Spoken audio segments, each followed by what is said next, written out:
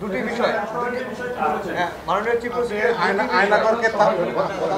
আয়নাগরকে আপনি এই যে নাসি বাহিনীর সাথে তুলনা করছেন, এটা এই বিষয়টা যদি হ্যাঁ, আমরা বলেছি, আমরা এই পটভূমিতে যে এইখানে মানবতা বিরোধী অপরাধ শুধু যে জুলাই আগস্টে হয়েছে তা কিন্তু নয়।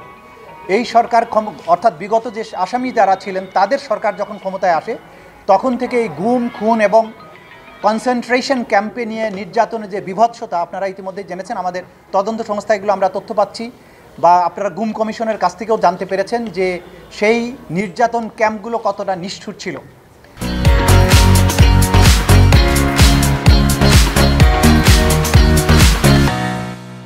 সেই নিষ্ঠুর ক্যাম্পগুলোতে যে পদ্ধতিতে নির্যাতন করা হয়েছে সেটা দ্বিতীয় বিশ্বযুদ্ধকালীন সময়ে হিটলারের নাৎসি বাহিনীর যে কনসেন্ট্রেশন ক্যাম্পগুলো ছিল সেই ধরনের নিষ্ঠুরতার সাথে তুলনীয়, একই প্যাটার্নের।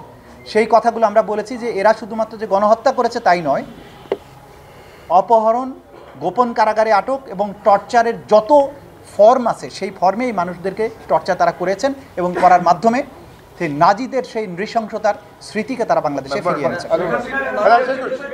দুটি বিষয়, দুটি মামলা, একটি হচ্ছে যে শেখ হাসিনার মামলা। শেখ হাসিনার মামলায় আদালত জানতে চেয়েছেন যে শেখ হাসিনা কোথায়, তখন আপনারা কি বলেছেন? তাকে ফিরিয়ানোর পক্ষে বলেছেন।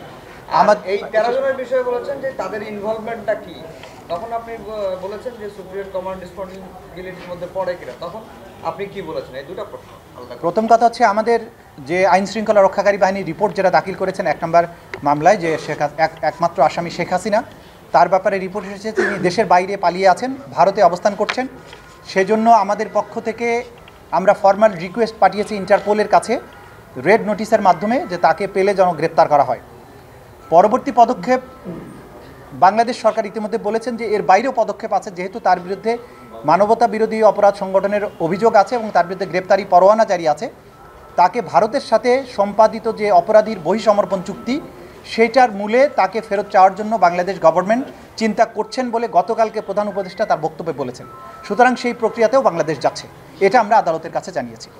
আপনার দ্বিতীয় প্রশ্ন ছিল যে যারা এখানে আজকে উপস্থিত হয়েছেন যে 13 জন, তাদের বিরুদ্ধে সুপিরিয়র রেসপন্সিবিলিটি ছাড়া কোনো অভিযোগ আছে কিনা? হ্যাঁ, মোটা দাগে তারা প্রত্যেকেই সুপিরিয়র কমান্ড রেসপন্সিবিলিটির দায়ে অভিযুক্ত, কারণ তারা নির্দেশ দিয়েছেন, পরিকল্পনার সাথে সম্পৃক্ত ছিলেন, সরাসরিও জড়িত ছিলেন, কমপ্লিসিট করেছেন। স্বরাষ্ট্র সচিব, স্বরাষ্ট্রমন্ত্রী তারা সরাসরি সম্পৃক্ত ছিলেন নির্দেশনা দেয়াতে। এবং আন্তর্জাতিক আইনে আপনারা জানেন যে অপরাধ সংগঠনের প্ররোচনা দেয়া, প্ল্যানিংয়ের সাথে থাকা, অপরাধ প্রিভেন্ট করতে শক্তি থাকা সত্ত্বেও প্রিভেন্ট না করা, যারা পারপিট্রেট করেছে তাদেরকে শাস্তি দেওয়ার ক্ষমতা থাকা সত্ত্বেও শাস্তি না দেয়া, প্রিভেন্ট করার চেষ্টা না করা, এই সবগুলোই আন্তর্জাতিক অপরাধ ট্রাইব্যুনাল আইন 1973-এর অধীনে আইনে অপরাধ। এই অপরাধের দায় এই প্রত্যেক আসামির উপরে আছে, সেটা আমরা আদালতকে জানিয়েছি। আরেকটি বিষয়, আজকে ডিফেন্স কোনো লয়ার ছিল কিনা, একজন দাঁড়িয়েছিলেন, তাকে নিয়েও আপনি একটা বলেছেন তিনি ফিরে এসেছেন, ব্যাক করেছেন। আচ্ছা, ডিফেন্সের পক্ষে বেশ কয়েকজন আইনজীবী তাদের ওকালতনামা দাখিল করেছেন, কিন্তু তাদের পক্ষ থেকে শুধু একজনের জন্য একটা পিটিশন ছিল। সেই পিটিশনটি ছিল অভিযোগের কপি সরবরাহ করা সংক্রান্ত, কিন্তু সেই পিটিশনটি যথা নিয়মে দাখিল করা হয়নি। সুতরাং এই পিটিশন হিসেবে সেটা গণ্য হয়নি। এটা যদি ভবিষ্যতে উনি করেন সেটার ব্যাপারে আদালত যথাযথ আদেশ দেবেন। অন্য যারা ওকালতনামা দাখিল করেছেন বিভিন্ন ডিফেন্স সাইডে, তারা কোনো পিটিশন দাখিল করেননি, কোনো বক্তব্য রাখেননি, তারা শুধু অনুরোধ জানিয়েছিলেন আসামিদের সাথে কথা বলার জন্য।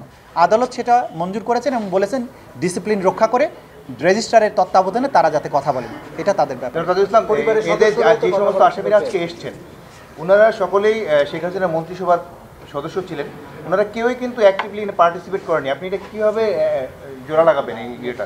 সেটা আমাদের তদন্তের বিষয় এবং কোর্টে যখন আমরা প্রেজেন্ট করব তখনই বুঝতে পারবেন তারা কিভাবে সম্পৃক্ত ছিলেন। আমি দীর্ঘ পটভূমি আমি কোর্টে উল্লেখ করেছি, সেখান থেকে আপনারা বুঝেছেন কিভাবে তারা সম্পৃক্ত, আর বাকিটা আদালতের বিচারিক প্রক্রিয়ার মধ্য দিয়ে দেখতে পাবেন।